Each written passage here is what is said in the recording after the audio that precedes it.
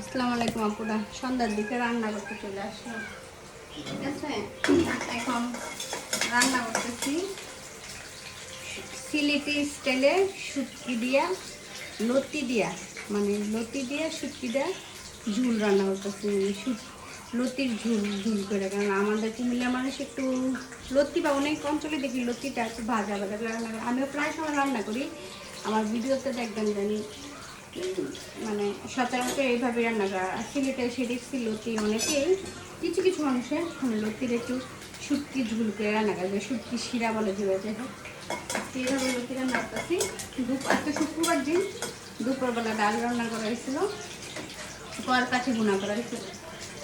তো কয়েল পাখি ভুনা শেষ। তো ডালও এখনো বাসায় নাই, বাবার বাড়িতে গেছে সন্ধ্যার দিকে। তো আমরা ভাবতেছি আমি আর সাইফান আব্বু কি দিয়ে ভাত খাবো। এই দেখেন, এটা কিন্তু লতি শীতল শুটকি পানি দিয়ে, মানে ঝুলটা দিয়ে কাটা ফালাইয়া পানি দিয়ে একটু ঝুল ঝুল করে শুটকি রান্না করছে। ঠিক আছে, এটা দিয়ে আর টক ডাল আছে, এটা দিয়ে খাবো ভাত ইনশাল্লাহ।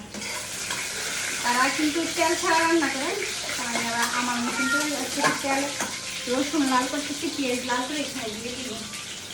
আর ধনিয়া পাতা দেয়নি জানি না, যে ধনিয়া পাতা দেয় না জানি, একটু একটু জানি, কারণ আমার জালও রান্না করে মাঝে মধ্যে। সব কিছু জানি না সিলেটি, কিন্তু একটু যতটুকু জানি অতটুকু বলতেছি।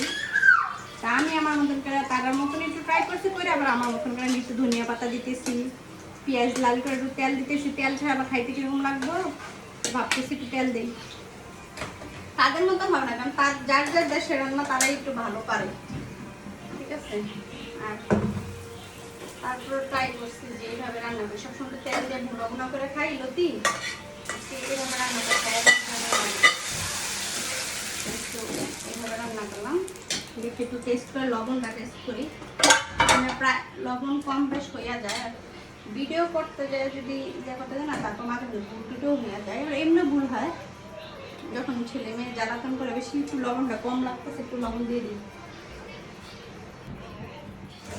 সামান্য লবণ দিতেছি, লবণটা কম হচ্ছে পারে, এই জন্য লবণ দিয়ে দিচ্ছি। এদিকে ভাত রান্না করতেছি।